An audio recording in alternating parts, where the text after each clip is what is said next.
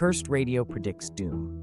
I never expected my mundane life to take such a sinister turn, but there it was, an old radio buried in the dusty corners of my attic, crackling to life without warning. It began one evening when I was searching for a vintage suitcase for a themed party. As I rummaged through forgotten relics of the past, the radio, coated in cobwebs and rust, suddenly buzzed with static and then clarity. A chilling voice emerged, describing a catastrophic train derailment, pinpointing the exact time and location. The eerie part? I was supposed to be on that very train the following week for a business trip. My blood ran cold as I listened, frozen in a mix of disbelief and fear. In the days that followed, the radio seemed to know my every move, predicting disasters with uncanny precision. At first, I tried to dismiss it as a bizarre coincidence or a cruel prank, but the broadcasts were relentless. A voice, deep and resonant, would narrate upcoming tragedies, fires, accidents, and even personal losses, each with my name intertwined in the narrative.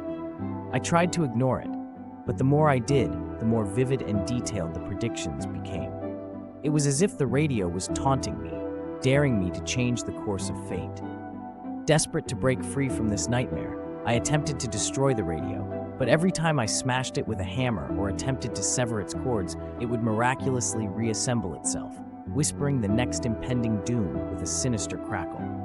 I became a recluse, avoiding the outside world, convinced that every step I took was being orchestrated by some malevolent force.